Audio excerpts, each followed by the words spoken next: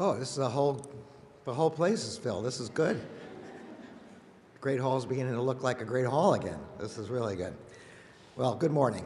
I'm very happy to be in the Great Hall today with representatives of the FBI, the ATF, the U.S. Marshals Service, the Executive Office for U.S. Attorneys, and with representatives of the National Security Division, the Civil Rights Division, the Criminal Division, and the Office of Justice Programs. I'm pleased to announce that the administration is today releasing the first national strategy for countering domestic terrorism. Each of your components will play an important role in ensuring its success.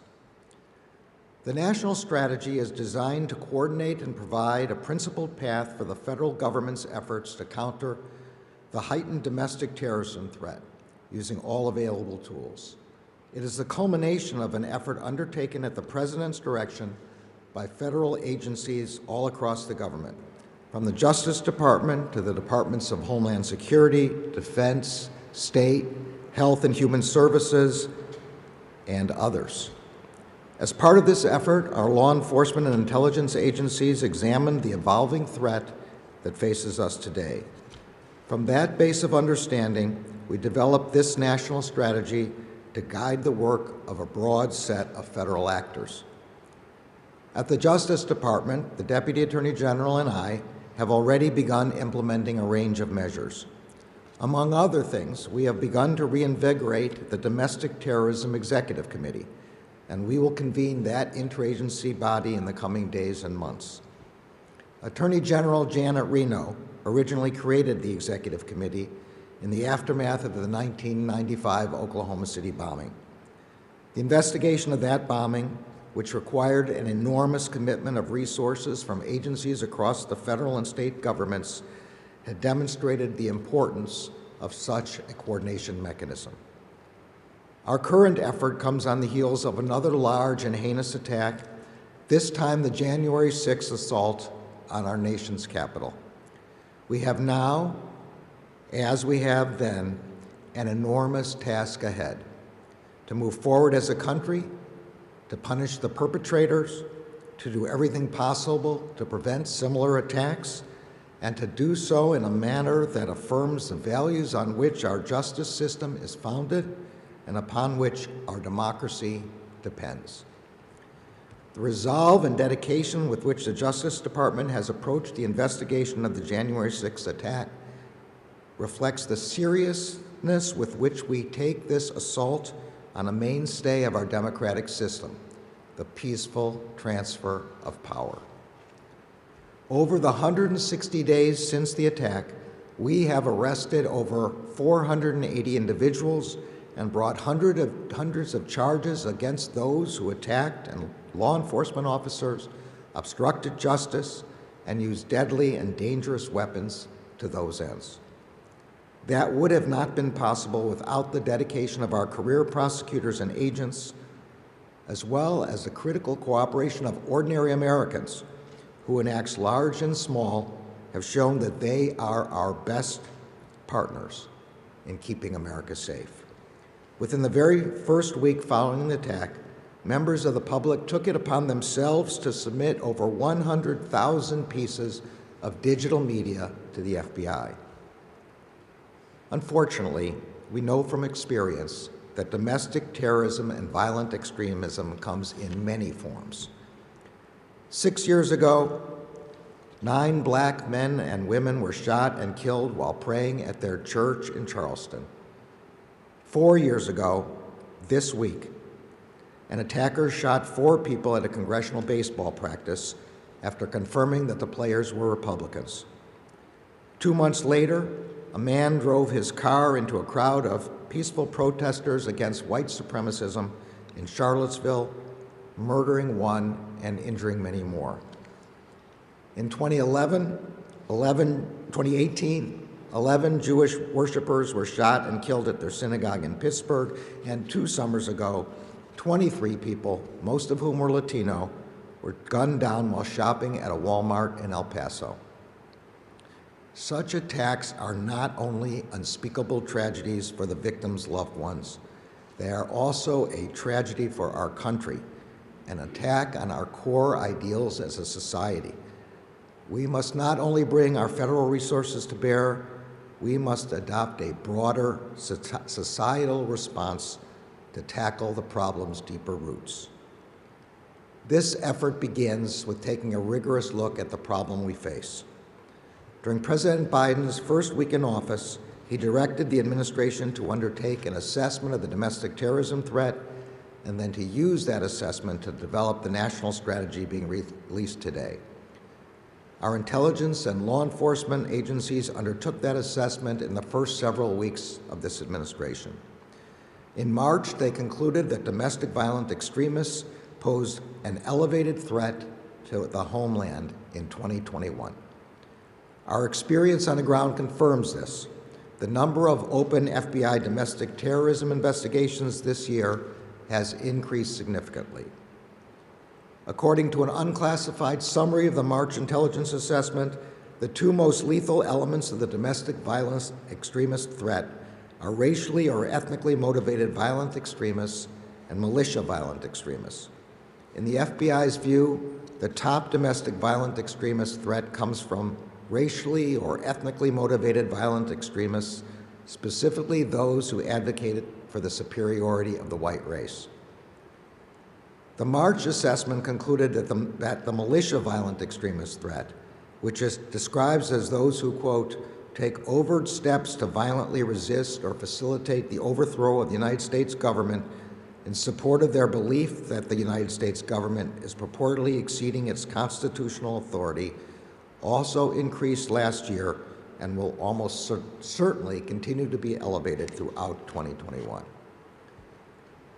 Particularly concerning is the March assessment's observation that the threat from lone offenders or small cells poses significant detection and disruption challenges because of those actors' capacity for independent radicalization to violence, ability to mobilize discreetly, and access to firearms. The domestic violent extremist threat is also rapidly evolving. As FBI Director Wray has noted, we continue to observe actors driven by a diverse set of violent motivations, sometimes personalized and developed from a mix of violent ideologies. Developments in technology exacerbate the overall threat. Today, people may be drawn to social media and then to encrypted communications channels. There, they may interact with like-minded people across the country and indeed the world who want to commit violent attacks. And they may then connect with others who are formulating attack plans as well as mustering the resources, including firearms and explosives, to execute them. Technology has amplified and enabled transnational elements of the threat. In earlier days, foreign terrorist groups had to board airplanes to conduct attacks in America. Now they take advantage of technology to inspire others already located in the U.S. to violence. The same is true for domestic violent extremists, who increasingly take common cause and inspiration from events and actions around the world, indicating an important international dimension to this problem. The man who allegedly killed one person and injured three in an April 2019 attack on a synagogue in Poway, California, cited as inspiration an attack that took place a month before halfway across the world in Christchurch, New Zealand. That attack killed 51 people and injured dozens more at two mosques. In response to these many and serious challenges, the national strategy today seeks to confront the threat from all angles. The strategy rests on 4 pillars, each of which is essential to support the whole. First, our efforts to understand and share information regarding the full range of domestic terrorism threats. Second, our efforts to prevent domestic terrorists from successfully recruiting, inciting, and mobilizing Americans to violence. Third, our efforts to deter and disrupt domestic terrorist activity before it yields violence. And finally, the long-term issues that contribute to domestic terrorism in our country must be addressed to ensure that this threat diminishes over generations to come. The national strategy recognizes that we cannot prevent every attack. The only way to find sustainable solutions is not only to disrupt and deter, but also to address the root causes of violence. We have not waited until completion of the national strategy to begin implementing it. At the Justice Department, for example, the FBI has increased the domestic threat information it provides to our state, local, tribal, and territorial partners, is enhancing training provided to these important partners, and continues to work closely with them in our joint terrorism task forces. Through the anti-terrorism advisory councils that we have established in every U.S. Attorney's office across the country, we are strengthening our domestic terrorism-related prosecutorial resources and expertise. Our civil rights and national security divisions are working more closely than ever in determining whether a given investigation should be handled as a hate crime, an incident of domestic terrorism, or both. This will ensure that we consider all appropriate criminal offenses and that whenever we encounter domestic terrorism, we treat it for what it is. Through a directive we issued earlier this year, we are ensuring that we carefully track investigations in cases with a domestic terrorism nexus, and our grant-making components are dedicating additional resources to helping states, localities, and others focus on the threat. The Office of Community-Oriented Policing Services, for example, has started prioritizing grants to local law enforcement agencies committed to community-based approaches to combating racially motivated violence and domestic terrorism. And we will seek to determine whether there are any gaps in our capabilities that should, consistent with our needs and our shared values, be addressed through legislation. To support these efforts, the President's discretionary budget request for fiscal year 2022 seeks over $100 million in additional funds for the Justice Department to address the threat of domestic violent extremism and domestic terrorism. The actions that agencies are taking in support of the national strategy are held together by several core principles. First, we are focused on violence, not on ideology. In America, espousing a hateful ideology is not unlawful. We do not investigate individuals for their First Amendment-protected activities. In 1976, Attorney General Levy established the guidelines that form the foundation for a detailed set of rules that continue to govern the FBI's conduct of investigations today. In doing that, he made clear that, quote, government monitoring of individuals or groups because they hold unpopular or controversial political views is intolerable in our country. As the national strategy makes clear, safeguarding our country's civil rights and liberties is itself a vital national security imperative. We do not prosecute people for their beliefs. Across the world, extremist or terrorist labels have at times been affixed to those perceived as political threats to the ruling order. But there is no place for partisanship in the enforcement of the law. The Justice Department will not tolerate any such abuse of authority. The national strategy explains that it is, quote, critical that we condemn and confront domestic terrorism regardless of the particular ideology that motivates individuals to violence, close quote. Although we often describe violent extremist motivations by reference to different violent ideologies, the purpose of those characterizations is to help us categorize and understand motivations.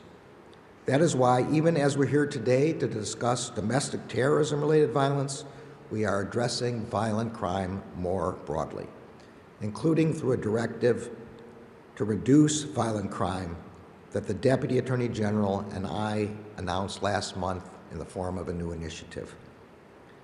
It is also why, even as we augment our efforts against domestic terrorism, we remain relentless in our focus on international terrorism, perpetrated by foreign terrorist organizations like Al-Qaeda and ISIS.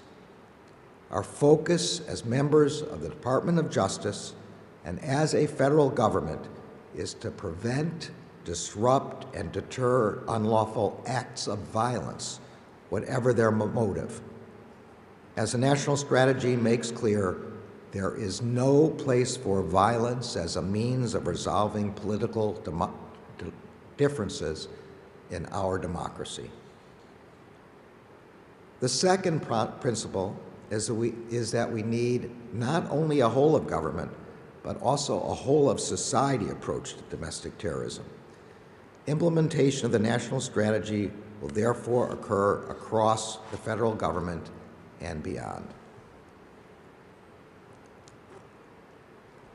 The State Department will focus on the transnational aspects of domestic terrorism, including mapping links between foreign and domestic terrorists.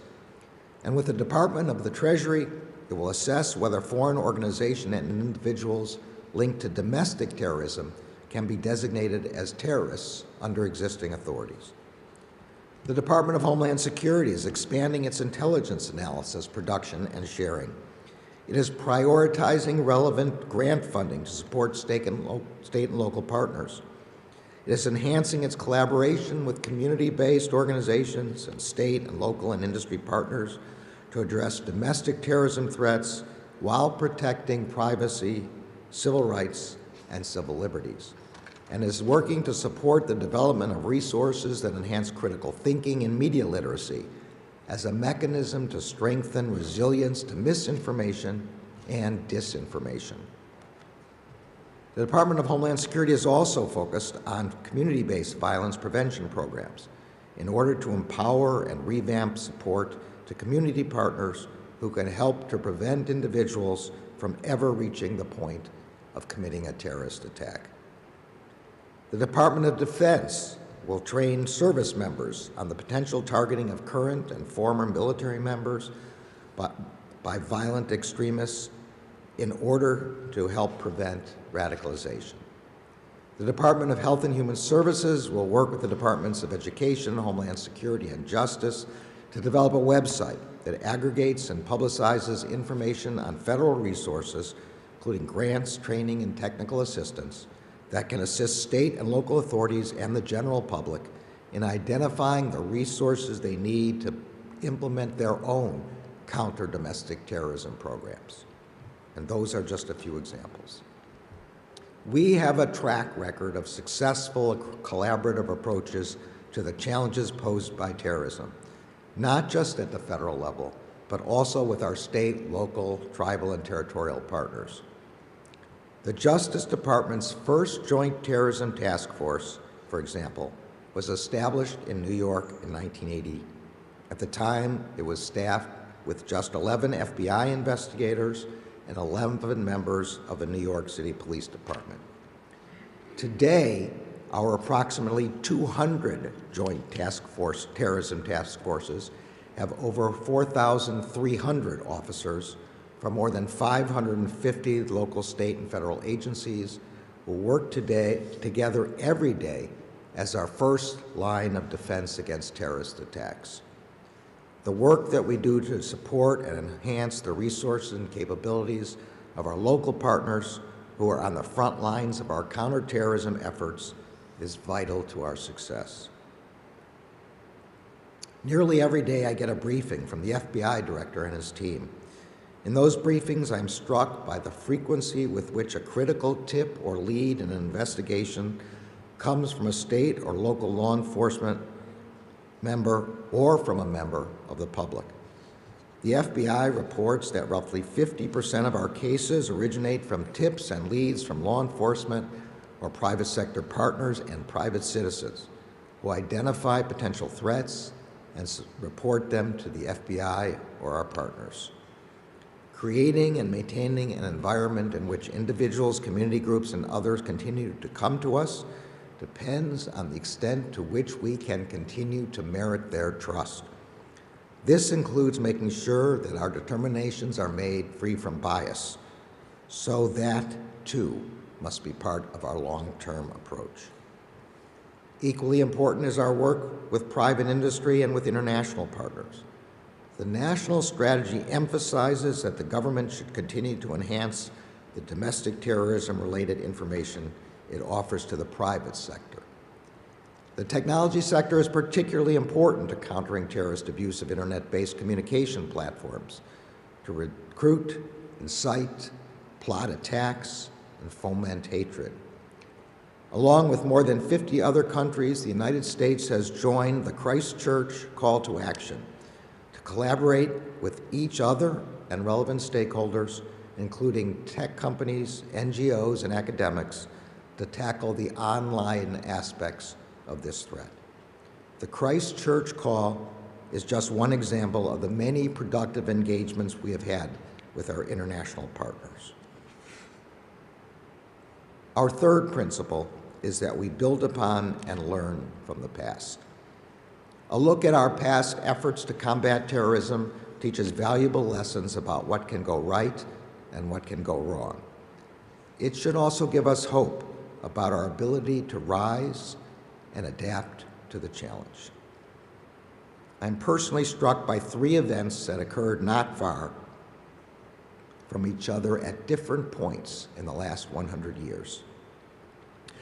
When I visited the Greenwood district in April of this year, where Black Wall Street once thrived in Tulsa, Oklahoma, I was struck by the failure to do justice after the 1921 Tulsa Race Massacre. Over 1,250 homes were burned down. Some 10,000 people were left homeless. Businesses, schools, houses of worship, and 35 city blocks were destroyed. The number of people killed is estimated in the hundreds. All that destruction and death, and not a single person was prosecuted for it.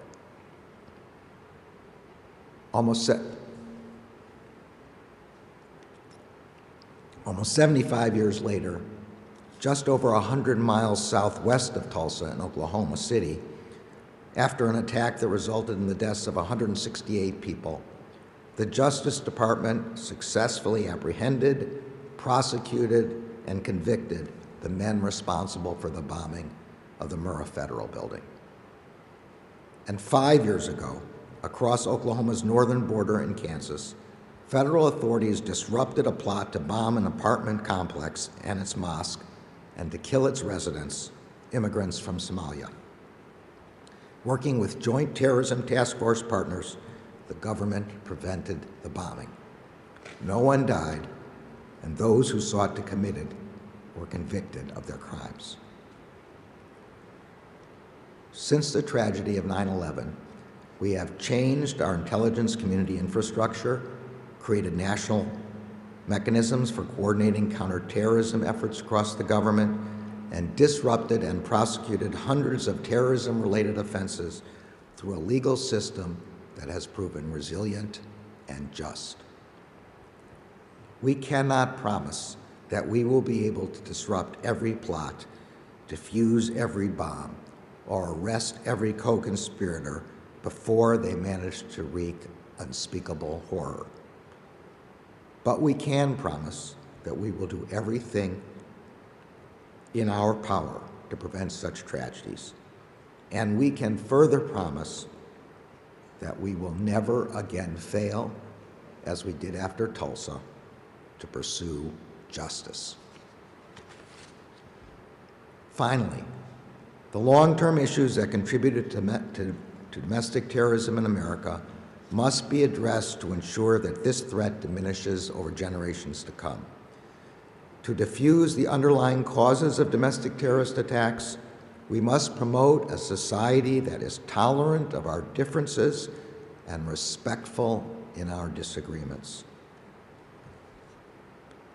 The Justice Department remains acutely aware of the continuing threat posed by international terrorist organizations. We will never take our eyes off the risk of another devastating attack by foreign terrorists. At the same time, we must respond to domestic terrorism with the same sense of purpose and dedication. Attacks by domestic terrorists are not just attacks on their immediate victims, they are attacks on all of us collectively, aimed at rending the fabric of our democratic society and driving us apart. To confront the menace they pose, we must understand and share information regarding the full range of threats we face, prevent domestic terrorists from successfully recruiting, inciting, and mobilizing Americans to violence, redouble and expand our efforts to deter and disrupt domestic terrorism activity before it yields violence, and address the long-term issues that contribute to domestic terrorism in our country. The national strategy for countering domestic terrorism is a key step in our efforts. We have much work ahead. Thank you all for joining me today and for the work you will do to put this strategy into action. Thank you.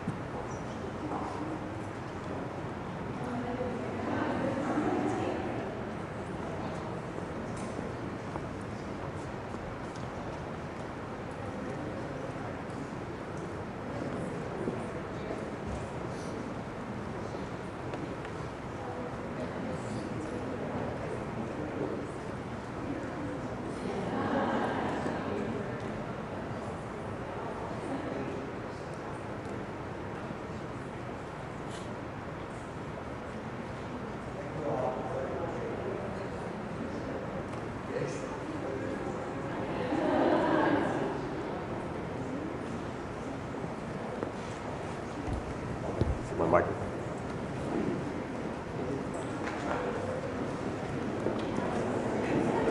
Sorry.